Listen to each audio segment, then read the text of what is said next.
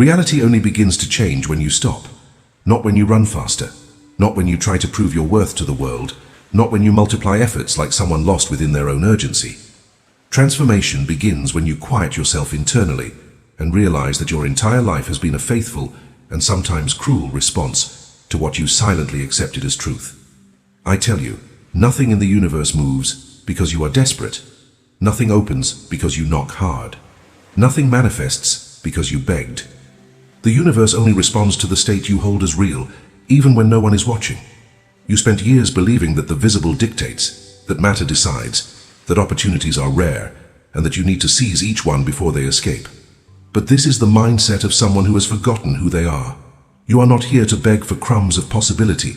You are here to command with the authority of one who creates. And creating is not pushing the world with your hands, it is shaping it with your imagination. The quantum method doesn't require muscles, it requires consciousness. It doesn't ask for strength, it asks for acceptance. It doesn't want a race, it wants alignment. The mistake is believing that movement generates results. It doesn't. There are people who move all day and get nowhere. There are people who barely move and receive everything. The difference between them is their inner state. The external world has no will of its own. It is an obedient messenger. But if you live in a state of fear, it delivers scarcity. If you live in a state of anxious waiting, it delivers postponement. If you live in a state of inner possession, it delivers abundance. It is impossible to reap something different from the seed planted in consciousness. The question is, what state have you been inhabiting? Not what you say you believe, but what you feel when you lie down at night, when you are alone, when silence brings forth who you truly are. Because it is there, in that hidden space within your imagination, that your life is decided. You can chase the world, but the world only moves when your state moves. That's why I say stop. Not living, but chasing. Stop acting like someone lacking destiny. Stop looking outward, as if what you seek is out there. Reality doesn't come to you because the world has changed. It comes because you have changed your state. And when that happens, the entire universe reorganizes itself, not to reward your effort, but to confirm who you have finally decided to be. It's at this point that many stumble without realizing it. They confuse movement with creation. They believe that chasing what they desire is a sign of strength, when in fact it's proof of inner weakness. And not because effort is wrong, but because effort born of scarcity reinforces scarcity itself. You can spend years working, trying, insisting, but if the idea that it's still not enough lives within you, the world will respond with exactly that, insufficiency. The error is not in the action, but in the state that precedes it. It's impossible to receive what you chase, because chasing is declaring absence, and absence does not produce abundance. Imagine someone trying to hold water with their hands. The more force they apply, the faster everything slips through their fingers. That's how it works when you try to achieve something you haven't yet claimed as yours. The universe doesn't give it to you because you tried hard. It gives it to you when you have become the one who already possesses it. Attainment is not a consequence of the race, but of identity. The entire quantum method boils down to this. You don't receive what you want, you receive what you are. And as long as you define yourself as someone who is getting there, the world will keep you perpetually on the journey, never at the destination. Life always imitates your consciousness. When you act from the state of not having, reality must confirm this. It creates delays, scarcity, confusion, closed doors, not because it hates you, but because it obeys you. And when you act from the state of already received, the universe rearranges circumstances, people, opportunities. Without effort, without friction, without struggle. The action might even seem the same, sending an email, making a request, taking a step. But the state behind it changes everything. An action born of fear leads to a desert. The same action born of certainty opens paths. That's why it's useless to try to manipulate the external world. It's too slow, too rigid, too delayed. Fighting with the physical environment is like trying to move a shadow to change the body. It doesn't work. The only way to alter the reflection is by changing the inner image. And this requires courage, because abandoning the race is abandoning the identity you've maintained for years. It requires detachment from the belief that if I don't do everything, nothing happens. But that belief has never brought rest, never brought lightness, never brought abundance. It only brought exhaustion. You need to choose between continuing to run or finally receiving. The two do not go together. The universe does not respond to haste, it responds to state. And when you change your state, everything else inevitably changes. Therefore, abandon the idea that achievements come from incessant effort. They come from the internal recognition that it is already yours. And when that becomes true for you, the world, obedient and inevitable, merely confirms it. You need to understand that the invisible always precedes the visible, and this requires a complete shift in how you interpret life. Most people look at what their eyes show as if it were absolute truth, but the senses are deceptive and always arrive late. They merely witness what has already been decreed in your consciousness weeks, months, or years ago. That is why those who live bound to the visible remain enslaved by the same conditions, repeating cycles, feeling powerless in the face of circumstances they believe they cannot change. But all of this changes the instant you understand that what is not yet seen is far more powerful than what has already manifested. Everything that exists physically was once an internal state, an image, a silent acceptance. Every object around you, every achievement you've had, every problem you've faced, all were born from an invisible moment where something was assumed as true. The quantum method doesn't work with physical effort, but with inner conviction.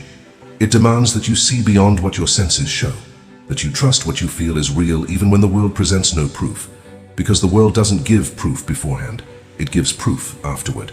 When you begin to inhabit the desired state within yourself, something starts to move in a dimension your eyes cannot yet perceive. People begin to shift positions, situations start to displace, opportunities begin to form, like small invisible gears preparing to turn. And all of this happens before any external sign appears. But if you abandon the state, because you haven't yet seen the result, you interrupt the process, like someone turning off the oven before the bread is baked. Creation was underway, but you yielded to your senses and gave control back to the world. Therefore, the second principle is a call to inner surrender. You need to learn to respect the invisible as the true cause. When something hasn't yet manifested, it doesn't mean it's distant. It means it's being structured. When nothing has changed physically, it doesn't mean absence. It means preparation.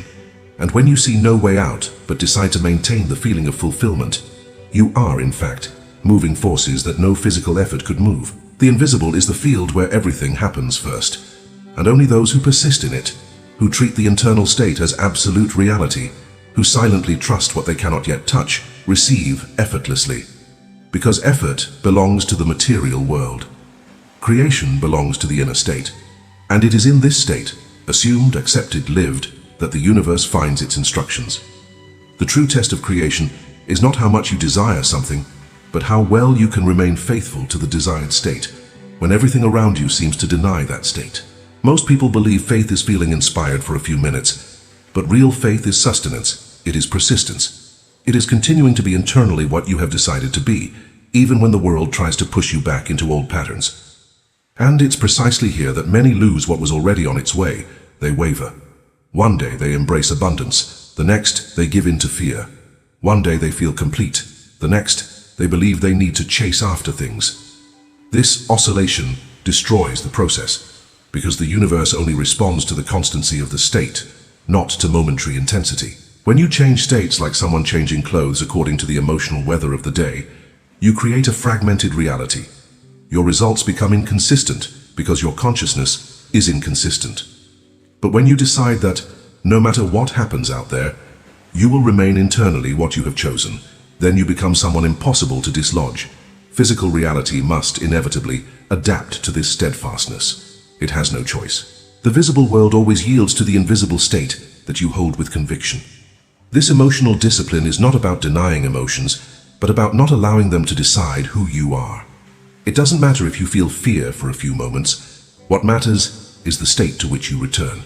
It doesn't matter if circumstances arise to test your certainty. What matters is the identity you maintain despite them. The universe is not interested in your mood, but in your internal stance. It responds to your posture, not your reactions. Creating is an act of permanence. It is choosing a state and returning to it as many times as necessary until that state becomes as natural as breathing. This is how the impossible happens, not because you fought, cried, or begged, but because you persisted. And persistence is the ultimate gesture of spiritual authority. It is telling the world, I know who I am and I will not turn back.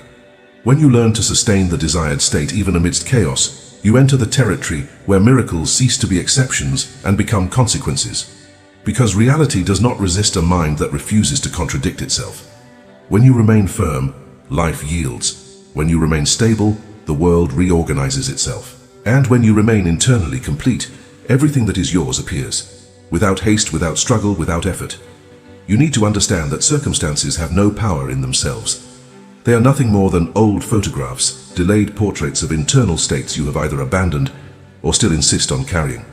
But most people look at circumstances as if they were final decrees, as if they were living entities capable of impeding progress. They are not. An overdue bill, a difficult diagnosis, a lost opportunity, a low bank balance. All of this is merely the shadow of what you were, not of what you are capable of becoming now. The mistake is to treat these shadows as permanent truths, when they are merely effects. And effects do not command, effects obey. When you react to circumstances as if they were invincible giants, you give back to them a power they never had. You shrink, you limit yourself, you mold yourself to external conditions, and thus reinforce exactly what you wish to overcome. But when you understand that circumstance is merely a reflection, something begins to change. You stop fighting the shadow and start adjusting the light. You stop trying to modify the appearance and change the cause. You stop begging the world to change and start changing the internal state that generates the world. It is at this moment that life begins to bow before you. Everything that appears before you is malleable. Nothing is fixed. Nothing is definitive. The only reason certain situations persist is because you insist on treating them as too real, too solid, too powerful. But circumstances are spiritual clay, waiting for the hands of those brave enough to mold them. The universe never asks you if you like what is happening or not. It merely returns the state you inhabit. Therefore, if you desire a new reflection, do not try to polish the mirror. Become a new image. This principle requires you to stop idolizing what you see, because as long as you kneel before the appearance of things, you move away from your true power. Appearances are just that, appearances. And like all appearances, they change when their origin changes. What seems impossible today becomes normal tomorrow when you assume a new state. What seems like a mountain today becomes dust tomorrow when you decide who you are. Circumstances have no voice. They have no will.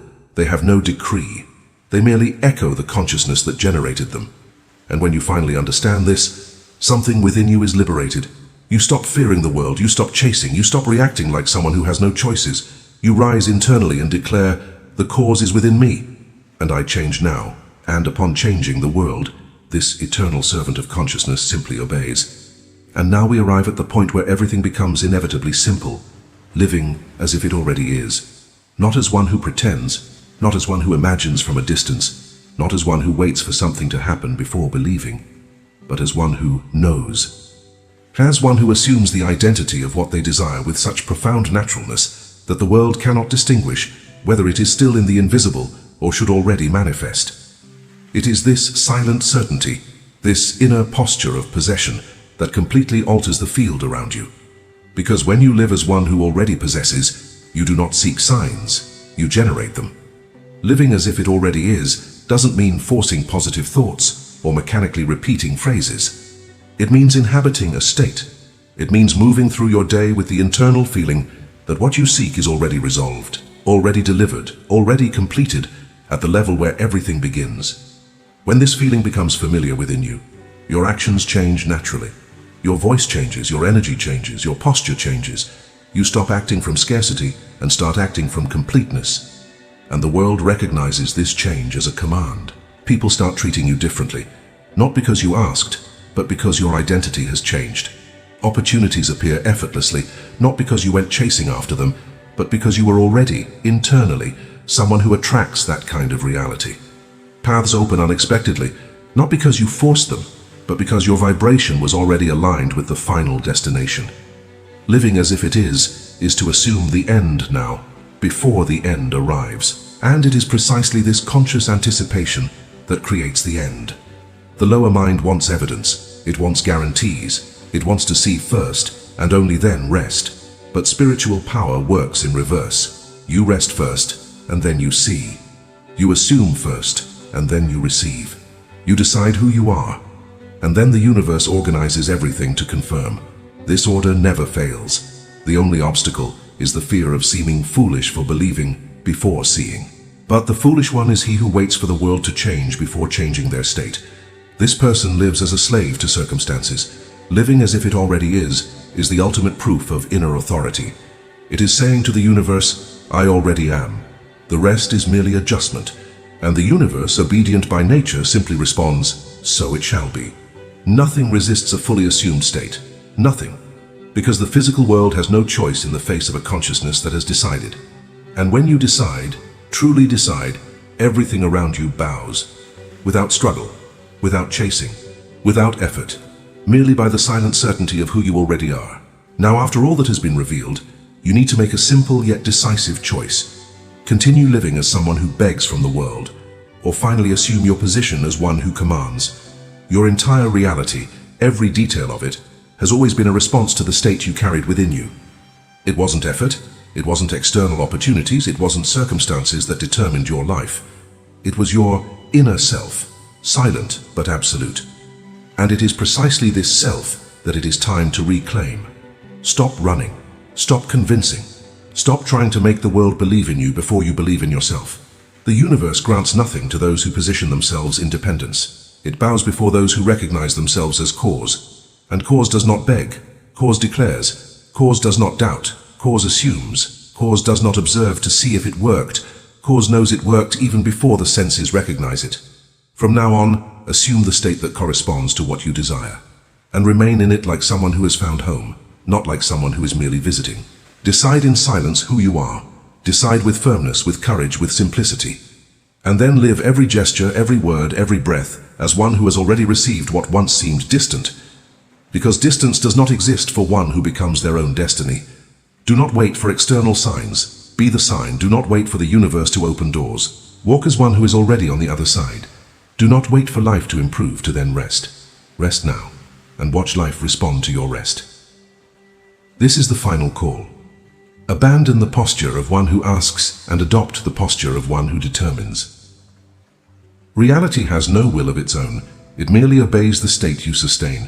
And if you sustain certainty, the entire universe will rearrange itself to confirm that certainty. From this moment, stop chasing what you desire. Become what you desire. And everything, absolutely everything, will come to you, without effort, without struggle, without delay. Because when the Creator awakens, the world bows.